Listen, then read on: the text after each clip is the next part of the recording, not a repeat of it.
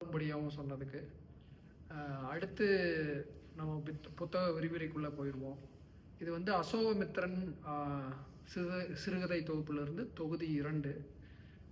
இதை பற்றி விவரிக்க வரப்போவர் ராம் நம்மளுக்கு எல்லாத்துக்குமே தெரிஞ்சு ரொம்ப நாளாக இங்கே இருக்கிற புது முயற்சி அவரோடது. அவர் ரொம்ப சிறப்பாக பண்ணுவார். நார்மலாகவே நம்ம பேசுகிறப்பவே தெரியும் அவர் எவ்வளோ ரொம்ப புன்னயிக்கும்படியே பேசக்கூடிய ஒரு நபர்னு. ஸோ அதே மாதிரி ஒரு மிகச்சிறப்பான விரிவுரையை தருமாறு ராம் அவர்கள் வேண்டிக்கிறோம்.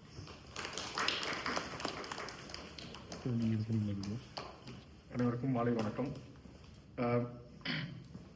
இதுக்கு முன்னாடி புத்தகங்கள்லாம் பெருசாக படித்ததில்லை. தான் இந்த புத்தகம் தான் முதல் புத்தகம். இதில் ஒரு 4 கதையை படித்தேன். அதில் படித்த முதல் கதை தான் வாழ்விலே ஒரு முறை அப்படின்னு சொல்லிட்டு.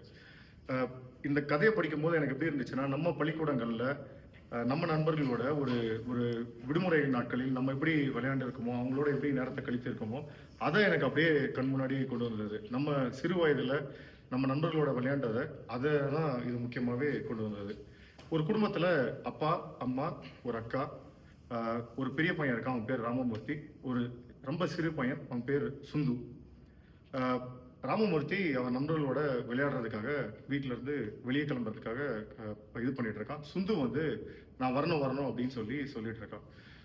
சொல்றத வந்து ராமமூர்த்தி அவங்க அம்மா கிட்ட போய் கம்ப்ளைண்ட் பண்றான். எல்லார் வீட்லயும் நடக்கிறது தான். பெரிய குழந்தைகள் அவரோட பெரிய குழந்தைகள் நண்பர்களோட விளையாடும் போது சின்ன குழந்தைகளை சேர்த்துக்கிறது ரொம்ப கம்மி தான். ஸோ அதே மாதிரி தான் ராமமூர்த்தியும் வந்து சிந்துவை வந்து இந்த மாதிரி என் கூட வராருமா அப்படின்னு சொல்லி அவங்க அம்மா கிட்ட சொல்றாரு. அவங்க அம்மா சொல்றாங்க, என்னடா குழந்தைய கூட்டிட்டு போய் பத்திரமா பார்த்துக்கோ, உனக்கு மட்டும் தான் வெளியே போய் விளையாடணும்னு ஆசை இருக்காத, குழந்தைக்கும் அந்த ஆசை தானே இருக்கும். ஸோ குழந்தையும் நீங்க வந்து கூட்டிட்டு போய் விளையாடு அப்படின்றாங்க. அவன் வந்து என்ன பண்றான்னா, அவங்க நண்பர்கள் மூவர் வெளியே நின்றுட்டு இருக்காங்க.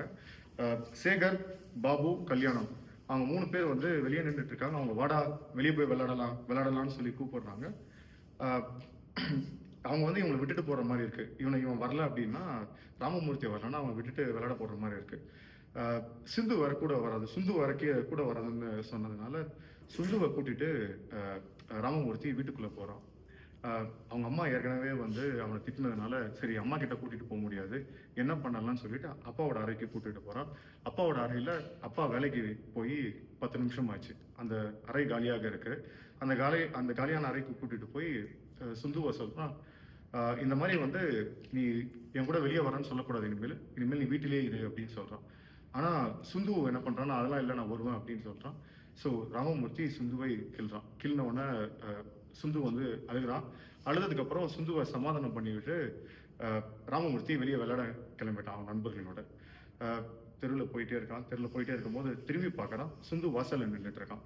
சிந்துவை பார்த்து சத்தம் போடுறான், இந்த மாதிரி வந்து வாசல்ல இருக்காத, நீ வீட்டுக்குள்ள போ அப்படின்னு சொல்லிட்டு வேற தெருவோரம் திரும்பிட்டு போயிட்டு இருக்கான். காலை நேரம் ஆகிவிட்டது. கடைகள் எல்லாம் கொஞ்சம் கொஞ்சமாக தெருக்கள் இருக்க கடைகள் எல்லாமே திறந்துட்டே இருக்காங்க. ஆள் நடமாட்டம் ரொம்ப கம்மியாக இருக்குது தெருவில். அதுக்கப்புறம் ஒரு சில துணி கடைகளில் வந்து ஆட்கள் உள்ளே வந்துட்டு இருக்காங்க துணிகளை வாங்குவதற்கு. மற்றபடி நடமாட்டம், இது காலை வேலைன்றதுனால நடமாட்டம் ரொம்பவே கம்மியாக இருக்கு. அதுக்கப்புறம் வந்து என்னன்னா, இவங்க 2 பேர் சேகரும் கல்யாணமும் என்ன பண்றாங்கன்னா, ஒரு காலி பெட்டி தரையில் இருக்கு, ஒரு சாதாரண பாக்ஸ். அந்த பாக்ஸை வந்து 2 பேரும் தட்டி விளையாண்டுக்கிட்டே இருக்காங்க. அதில் தட்டி விளையாடும் போது தெருவோரத்தில் ஒரு கிழவர் களியை எடுத்துட்டு போயிட்டு இருந்தாரு. அவரை வந்து இந்த அட்டைப்பெட்டியால் தட்டிடுறாங்க. அட்டைப்பெட்டியால் தட்டின உடனே சேகர் வந்து என்ன சொல்றான்னா, நான் தட்டலை, இதை கல்யாணம் தான் வந்து தட்டினாங்க அப்படின்னு சொல்லிட்டு, உங்க மேலே தட்டது கல்யாணம் தான் சொல்லிட்டு, கல்யாணம் உடனே என்ன சொல்றான், நான் தட்டலை, இது தட்டினது சேகர் தான் அப்படின்னு சொல்லி 2 பேரும் இப்படி பேசிட்டே இருக்காங்க. துஷ்ட பசங்களா, நீங்க ஏதாச்சும் ஒன்று பண்ணிட்டு போங்கடா அப்படின்றாங்க. உடனே என்ன பண்றான்னா, கல்யாணம் இல்லை தாத்தா, நாங்கள் 2 பேர் தட்டின மாதிரி தெரியல, இதை தட்டினது வந்து ராமமூர்த்தி தான். ராமமூர்த்தி வந்து ஸ்கூல்ல வந்து அவனுக்கு வந்து நீலக்காது அப்படின்னு சொல்லுவாங்க, அவன் தான் இது பண்ணியிருப்பான் அப்படின்றாங்க. ஆனால் நீலக்காது என்ன ரெஃபரன்ஸ்னு தெரியல, பட் அந்த புக்கில் வந்து நீலக்காது அப்படின்னு சொல்லி அவன் ஸ்கூலில் கிண்டல் பண்ணுற ஒரு பேராக இருக்கும்னு நினைக்கிறேன். அதை ரெஃபரன்ஸாக வச்சு சொல்லியிருந்தாங்க. அதுக்கப்புறம் என்னன்னா, இந்த தட்டி விட்டு போனதுக்கப்புறம் என்ன பண்ணுறான்னா, ராமமூர்த்தி என்னை கிண்டல் பண்ணுறீங்களாடா அப்படின்னு சொல்லி ஓங்கி சேகர் முதுகுல குத்துறான். சேகர் அம்மா அப்படின்னு கத்துறான். அம்மான்னு கத்துனதுக்கப்புறம் என்ன பண்ணுறான்னா, சேகர் திருப்பி ராமமூர்த்தியை அடிக்கிறதுக்காக ஓடுறான். ஓடிட்டே இருக்கும்போது ராமமூர்த்தியை 2 ரவுண்டு துரத்திட்டு ராமமூர்த்தியை திருப்பி அடிக்கிறான். 2 பேரும் சிறிதளவு சண்டை போட்டுட்டு அப்புறம் வந்து திருப்பி பேசிட்டு தெருவில் நடந்து போயிட்டே இருக்காங்க.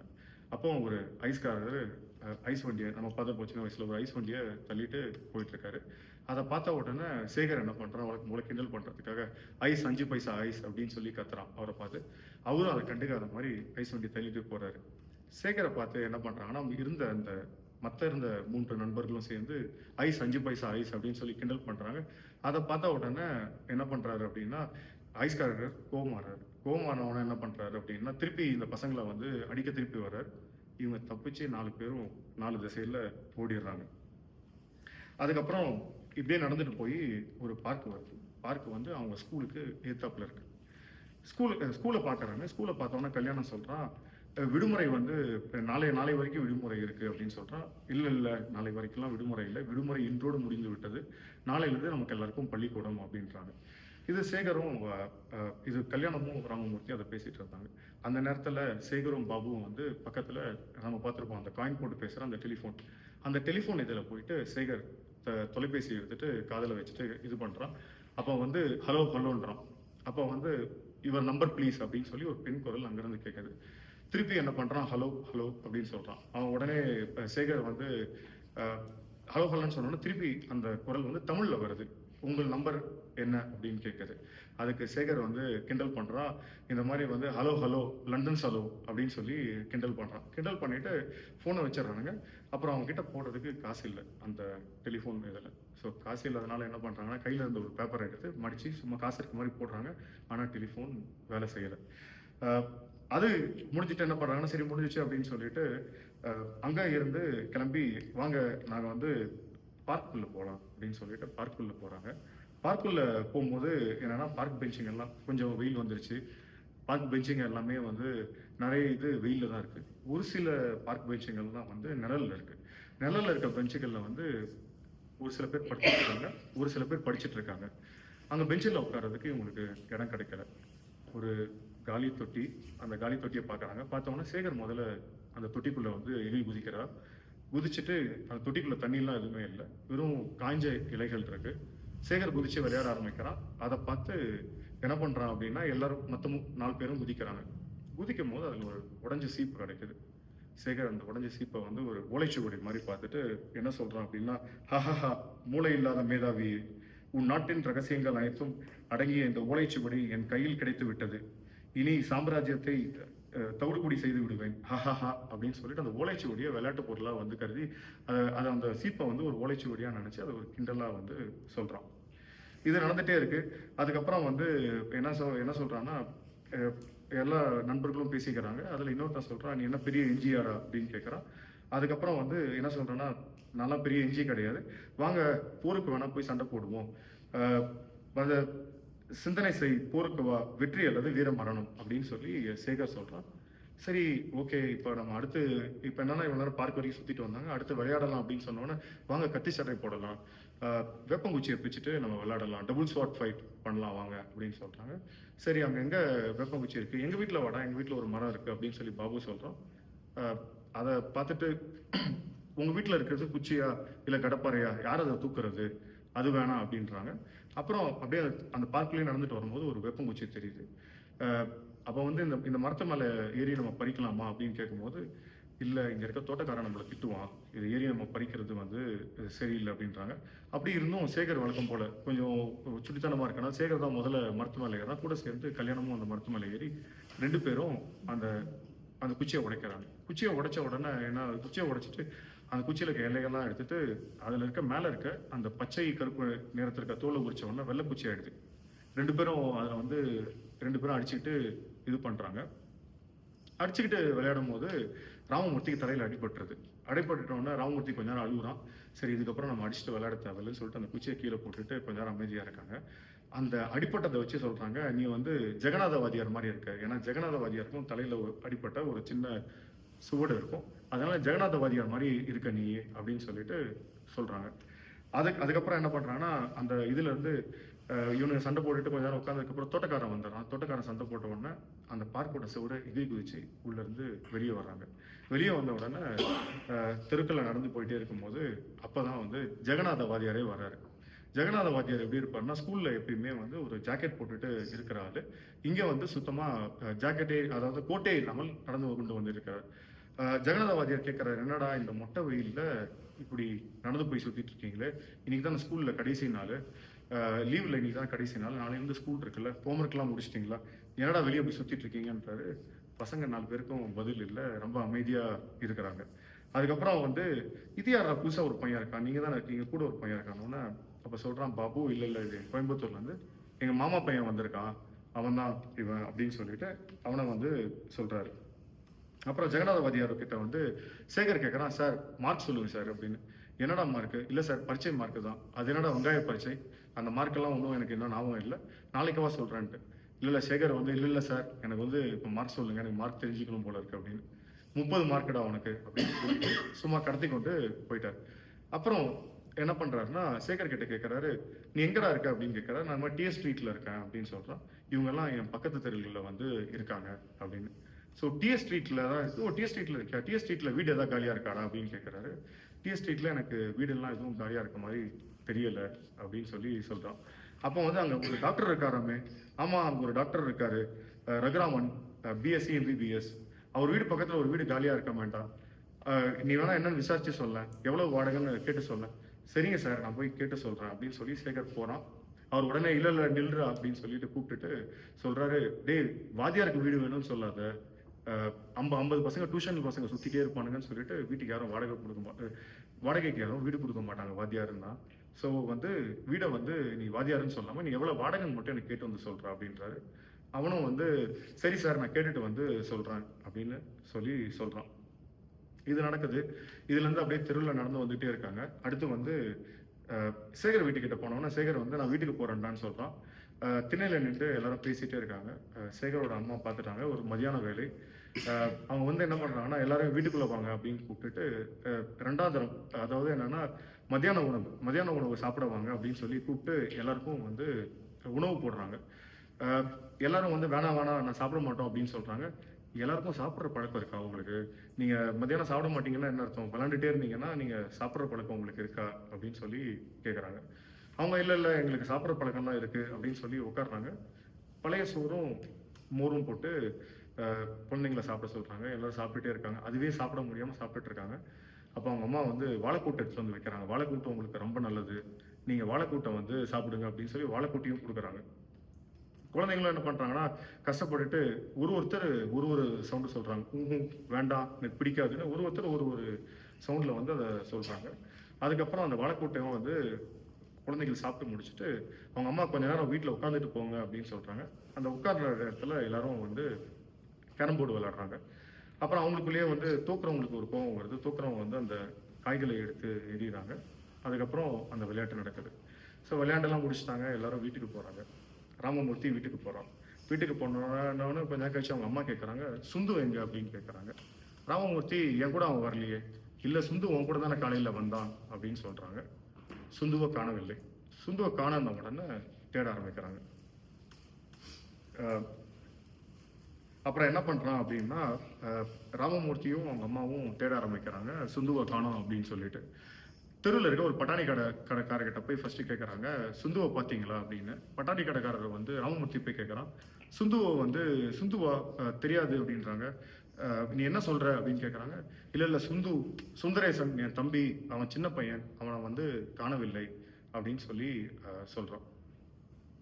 அப்போ வந்து என்னன்னா, அப்போ வந்து கடைக்காரர் சொல்றாரு, இல்லை நாங்கள் பார்க்கவே இல்லை அப்படின்னு சொல்லிட்டு. அப்போ கடைக்கார அம்மா அவங்க மனைவி வீட்டுக்குள்ள இருந்து வெளியே வராங்க. வெளியே வந்து சொல்றாங்க, அதுதான் அந்த அயர் வீட்டு பையன். அந்த அயர் வீட்டு பையன்ல வந்து அவன் வந்து அந்த அம்மா வந்து கேட்டுட்டு போனாங்களே கொஞ்ச நேரத்துக்கு முன்னாடி, அந்த பையனை தான் இவங்க கேட்குறாங்க. அந்த பையனை காணலை அப்படின்னு சொல்லி சொல்றாங்க. அந்த பையனை தான் கேட்டு தேடி வந்திருக்காங்க. அந்த பையனை பார்க்கல அப்படின்னு சொல்றாங்க. உடனே என்ன பண்றான் ராமமூர்த்தி அப்படியே போய் தெருக்கல்ல இருக்க எல்லா தெருலையும் பொறுமையா ஒரு இடமா போய் தேடுறான். ஒரு பஸ் ஸ்டாப்ல போய் பார்க்குறான். பஸ் ஸ்டாப்ல போய் சுற்றி பார்க்குறான். அங்கே எங்கேயாச்சும் இருப்பானா சுந்தரேசன் அப்படின்னு சொல்லிட்டு அங்கே சுந்தரேசன் வந்து அந்த இடத்துல காணோம். அப்புறம் என்ன பண்றான்னா, அப்படியே கொஞ்சம் தூரம் போயிட்டே இருக்கும்போது சேகர் வீடு வருது. சேகர் வீட்டுக்கு முன்னாடி சேகரும் பாபுவும் பேசிட்டு இருக்காங்க. சேகர் கிட்ட சொல்றான், இந்த மாதிரி வந்து, ஐயோ என்னோட தம்பி சுந்தரேசனை காணோம், நீங்க பாத்தீங்களா அப்படின்னு. டேய் நான் உங்களோட தானே விளையாண்டுட்டு இருந்தோம், நாங்களும் பார்க்கல, ஆனா காலையில நம்ம வெளியே போகும்போது அவன் வாசல்ல தான் நின்றுட்டு இருந்தான் அப்படின்னு சொல்றாங்க. சுந்தரேசன் வந்து காணோம் அப்படின்னோடனே சரி அங்கேருந்து அவங்ககிட்ட பிடி கொடுத்து பேசாமல் அந்த இடத்துல இருந்து நகர்ந்து அப்படியே வந்துட்டே இருக்கான். அதுக்கப்புறம் வீட்டுக்கு வந்துடுறான். வீட்டுக்கிட்ட வந்தோன்னா அவங்க சுந்தரேசனோட அம்மா, சுந்தரேசனோட அக்கா, அதுக்கப்புறம் வந்து அவங்க அப்பா, பக்கத்து வீட்டு மாமா எல்லாரும் சேர்ந்து சுந்தரேசனை வந்து தேடுறாங்க. அவங்க அம்மா வந்து சொல்றாங்க, இந்த இந்த கடங்காரனை சுந்தரேசனை பார்த்துக்கொள்ள சொன்னேன், அவன் வந்து பார்த்துக்காம விட்டு போயிட்டான், அதனால தான் வந்து சுந்தரேசன் காணாம போயிட்டான் அப்படின்னு சொல்றாங்க. அதுக்கப்புறம் சுந்தரேசன் சரி வீட்டுக்குள்ள இருந்து நம்ம வந்து ராமமூர்த்தி வீட்டுக்குள்ள இருந்து வெளியே வந்துட்டு நம்ம இப்போ போய் குழந்தைய தேடுவோம் அப்படின்னு சொல்லிட்டு அப்படியே போறான். போன உடனே அந்த தெருமுக்குல ஒரு பிள்ளையார் இருக்காரு, பிள்ளையார் கோயில் இருக்கு. பிள்ளையார் வந்து வெள்ளி இதனால ஜுவல்ஸ்னால அலங்கரிச்சிருக்காங்க. அவருக்கு வந்து நிறைய பூக்கள், விதவிதமான பூக்கள் எல்லாம் போட்டிருக்காங்க. ராமமூர்த்தி பிள்ளையாரை பார்க்குறான். பிள்ளையாரை பார்த்து என்ன சொல்றான் அப்படி, பிள்ளையாரை பார்த்தவுடன் பிள்ளையார் கேட்ட வந்து அவங்க அம்மா எப்பப்பெல்லாம் வந்து ராமமூர்த்திக்கு உடம்பு சரியில்லையோ கூப்பிட்டு வருவாங்க, ஜுரம் இருக்கும் போதெல்லாம் கூப்பிட்டு வந்து வேண்டின உடனே போயிடுன்றதுனால அந்த பிள்ளையாரை பார்த்து வேண்டுதான் ராமமூர்த்தி, இந்த மாதிரி வந்து நீங்க பிள்ளையாரே நீ தானே என்ன சுந்தரேசனை கண்டுபிடித்து கொடுக்க வேண்டும் அப்படின்னு சொல்லி கேட்குறான்.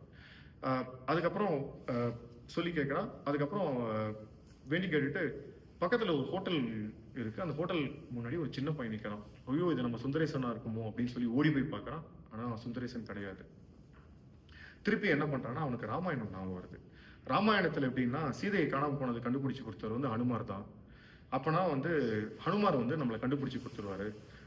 அவனோட மனசுல எப்படி இருக்கு அப்படின்னா, இத கூட்டிட்டு போனவர் வந்து சுந்துவை கூட்டிட்டு போனவருக்கு வந்து ஒரு மீசை இருக்கும், ஒரு பயங்கரமான ஒரு மீசை இருக்கும். அவர் தான் வந்து சுந்தரேசனை வந்து கூட்டிட்டு போயிருப்பாரு அப்படின்னு சொல்லி அவனுக்கு ஒரு எண்ணம் வருது. அப்ப என்னன்னா காப்பாற்றணும்னா, ஐயோ நம்ம பிள்ளையாரை ஏற்கனவே வேற கேட்டுட்டோமே, இப்போ நம்ம ஹனுமாரை கேட்டா பிள்ளையார் கோச்சிப்பாரு அப்படின்னு யோசிச்சுட்டு என்ன சொல்றான்னா, பிள்ளையாரே நீங்க கோச்சிக்காதீங்க, ஹனுமார் தான் வந்து இதுக்கு கெட்டிக்காரர், ஹனுமான் தான் காப்பாற்ற முடியும், ஹனுமாரே எனது சுந்தரேசனை எப்படியாச்சும் கண்டுபிடிச்சு கொடுங்க அப்படின்னு சொல்லி கேட்குறான். கேட்டுட்டு என்ன பண்றான்னா, கேட்டு முடிச்ச பிறகு அப்படியே தெருக்கல்ல வந்து நடந்து போயிட்டே இருக்கா. கொஞ்ச நேரம் அலைந்து அவனுக்கும் வந்து டயர்டாயிடுச்சு. டயர்டாயிட்டு வீட்டுக்கு போகலாம், வீட்டுக்கு கிளம்பி போகலான்னு சொல்லி புழுதி ஆயிடுச்சு. வீட்டுக்கு கிளம்பி போகலான்னு சொல்லிட்டு கிளம்பி போக ஆரம்பிச்சிட்டான். Sir take a pass. யாருக்காச்சும் ஏதாவது கொஸ்டின்ஸ் இருக்கா இல்லை ஏதாச்சும் இருக்குன்னா சொல்லுங்க. அதுக்கப்புறம் ஓகே அவ்வளோதான். இதுக்கப்புறம் 2 நிமிஷம் தான் இருக்காது. சீட்டோட குழியில இருக்கும். ஆமா சரின்னு சொல்லிட்டு எல்லாத்தையும் அலைஞ்சு முடிச்சுட்டு வீட்டுக்கு போறான். வீட்டுக்கு போனா சுந்தரேசன் குதிரை ஒரு பில்லோ எடுத்துட்டு அந்த தலானி மேலே ஏறி உட்காந்து குதிரை சவாரி செஞ்சுட்டு இருக்கான். அவனை பார்த்தா இவன் வீட்டுக்கு வந்து ரொம்ப நேரம் ஆன மாதிரி இருக்கு அப்படின்ற மாதிரி தோணுது அவனுக்கு. அவன் பார்த்து சிரிக்கிறான். சுந்தரேசனும் ஒரு மாதிரி வெக்கப்பட்டுட்டு சிரிச்சுட்டு, உனக்கு தெரியுமா நான் போலீஸிடம் வந்து போயிருந்தேன் அப்படின்னு சொல்லி சொல்றான். அதுக்கப்புறம் அப்பா வந்து அம்மா கிட்ட சொல்றாங்க, என்ன நடந்துச்சு அப்படின்னு சொல்லி வந்து சொல்றாங்க. அதை பத்தி ஃபுல் ரெஃபரன்ஸ் புக்ல இல்லை, பட் இவ்வளவுதான் இருந்துச்சு. அதை பார்த்த உடனே இவன் சுந்தரேசனை பார்த்த உடனே இவ்வளவு நேரம் அலைஞ்சு போயிட்டு எல்லாத்துக்கும் வந்ததுனால ராமமூர்த்திக்கு அழ ஆரம்பிக்கிறான். கொஞ்ச நேரம் அழுதுகிட்டே இருக்கான். அழுது முடிக்கிறதுக்கு கொஞ்சம் சிறிது நேரம் ஆகிவிட்டது. அவ்வளவுதான் கதை.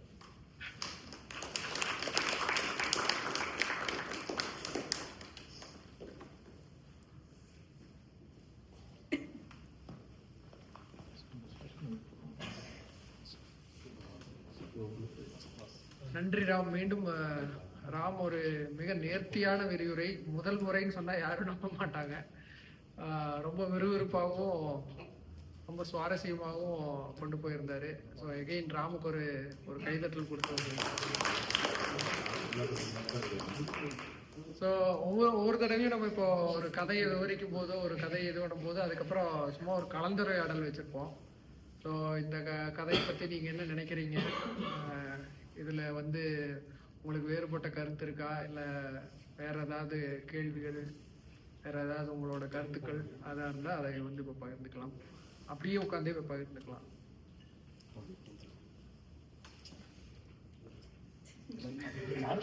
கேள்விகளே இல்லை, கேள்விகள் இருந்தால் தானே கேட்பாங்க.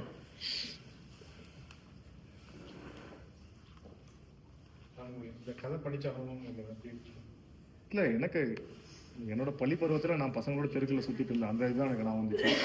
ஆக்சுவலாக இதில் சொல்ல வந்ததில் வந்து ஒரு முக்கியமான ஒரு குறிப்பை வந்து சொல்ல மிஸ் பண்ணிட்டேன். என்னன்னா அந்த சுந்தரேசனை வந்து கவிஞர் இந்த எழுத்தாளர் சொல்லியிருக்கும் போது ரொம்ப சின்ன பையன் அப்படின்றத ரெஃபரன்ஸ் சொல்லியிருப்பாரு. அது எங்கேயுமே நான் சொல்லலை.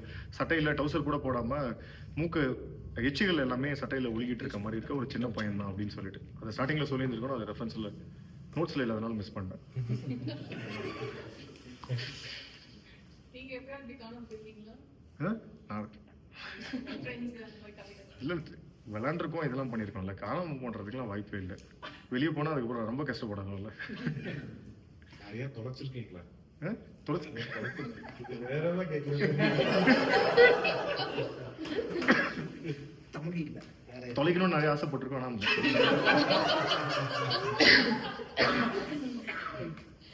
அந்த கதை இது ரொம்ப சின்ன கதை. என்ன நடக்கும் அப்படின்னு ஒரு ஒரு ஒரு எதிர்பார்ப்பு இருந்துச்சு அவங்களுக்கு. ஆமாம் இல்லை ஃபர்ஸ்ட் எப்படின்னா ரொம்ப அமைதியாக வந்து எனக்கும் ஃபர்ஸ்ட் படிக்கும்போது என்ன தோணுச்சுன்னா 4 பேர் விளையாடிட்டே இருக்காங்க, இது ஒரு கதையாக போய் இதை கதை ஏன்னா ஃபர்ஸ்ட் கதை இதான், ஃபர்ஸ்ட் நாவல் புக்குன்னு ஃபர்ஸ்ட் இதை தான் படிக்கிறேன். படிச்சுட்டே இருந்து ஒரு ஃபர்ஸ்ட் 20 நிமிஷம் சரி வச்சுட்டு கொஞ்ச நேரம் போயிட்டேன். இது படிக்கிறதுக்கு ஏன்னா 4 பேர் விளையாண்டுட்டு இருக்காங்க, இப்படி ஐஸ் வண்டி இருக்கு, அங்கே அட்டைப்பட்டி தட்டிட்டு இருக்காங்க, இப்படியே இருக்கு, இதுல ஒரு பிடிப்பே இல்லையே, எங்கே ஒரு ட்விஸ்ட் வரும் அப்படின்னு தெரியல. ஏன்னா இருக்க புக்கில் மொத்த இதுவும் கடைசி 2 பக்கத்துக்கு தான் அந்த ட்விஸ்ட்டும் அந்த இது மாதிரி இருந்தது. அது வரைக்கும் சும்மா விளையாண்டுட்டே இருக்காங்க, இதை எப்படி ஒரு கதைன்னு சொல்லி சொல்றாங்க. ஏன்னா கலை ஒரு கதையை சொல்லியிருப்பார்ல, பேருந்துக்குள்ள உட்காந்துட்டு போற மாதிரி இருக்கும் அப்படின்னு சொல்லி. அதுலயும் பார்த்தீங்கன்னா அதுல ஒரு ஒண்ணுமே இருக்காது, யாரோ ஒருத்தர் பார்வையில இருந்து தானே இருக்கும் அந்த மாதிரி. அதான் இது பார்த்த உடனே இது எதையுமே இப்படியே இருக்கே, இதை வேற படிக்க சொல்லிட்டாரு, இதை படிச்சு வந்து புரிய ஒரு ஸ்டேஜுக்கு அப்புறம் அது இதுவா இருக்கேன்ட்டு அந்த கடைசியில் தான் அந்த ட்விஸ்ட் அண்ட் டர்ன் இன்னும் கொஞ்சம் ட்விஸ்ட் இருக்குமோ அப்படின்னு தான் பார்த்தேன். பட் ஆனால் ஓரளவுக்கு பரவாயில்ல. அந்த ஒரு சின்ன பசங்க எப்படி எப்படிலாம் அதை யோசிப்பாங்க அப்படின்றத வந்து ரொம்ப அழகா வந்து அந்த வார்த்தைகள்ல சொல்லியிருந்தாரு. அதனால தான் பிள்ளையாருக்கு வச்சுப்பாருன்னு சொல்லிட்டு அனுமாரை பத்தி இது பண்றது. ஸோ அந்த மாதிரி ஒரு பெரிய மீசைக்காரன் தான் வந்து தூக்கிட்டு போயிருப்பான் குழந்தைய நினைக்கிறது. ஆமா அந்த மாதிரி எல்லாமே. இன்னும் சொன்னது வந்துட்டு வாத்தியாருக்கு வந்து வீடு கொடுக்க மாட்டாங்கன்னு சொல்லுறது. இது யூஸ்வலா வேற யாருக்கெல்லாம் சொல்லுவாங்க, வாத்தியாருக்கு வீடு ஈஸியா இல்ல கிடைக்கும். ஆனா நிறைய பேர் இப்படி பண்ணிருக்காங்கல்ல, நிறைய கெமிஸ்ட்ரி மேத் வாத்தியார்லாம் வந்து பண்ணிருக்காங்க. வாத்தியார் பையனோட அனுபவம். ஆமா அதெல்லாம் நானே யோசிச்சேன். வாத்தியார் பையனோட அனுபவம். எங்க அப்பா பாட்னிங்கிறதுனால கூட்டம் இருக்காரு. அதான் இதுல நான் ஒரு ட்விஸ்ட் எதிர்பார்த்தேன். பொதுவாகவே தமிழ்ல இந்தியால இருக்கிற அப்பா அம்மாக்கள் என்னன்னா, குழந்தை கீழே விழுந்தாவோ இல்ல குழந்தை காணாம போய் கிடைச்சாலோ முதல்ல எப்படி இருக்கெல்லாம் கேட்க மாட்டாங்க, நான் சாப்பிட்டேன். அந்த ட்விஸ்ட் எதிர்பார்த்தேன். அதை பத்தி ஒரு சின்ன ரெஃபரன்ஸ் கூட இல்லை ஆக்சுவலா. ஆமா அதே மாதிரி எப்படி காணாம போனாங்க என்ன பண்ணாங்கன்ற அது எதுவுமே கிடையாது. அவங்க 2 பேரும் சும்மா பேசிட்டு இருந்திருக்காங்க, அவ்வளவுதான். அதை பத்தி ரெஃபரன்ஸ் அதெல்லாம் கற்பனைக்கு அப்படி விட்டுட்டாங்கன்னு நினைக்கிறேன். ஆமா வேற யாராவது கனிஷ்கா அப்பா அப்படி கதை சொன்னாங்க.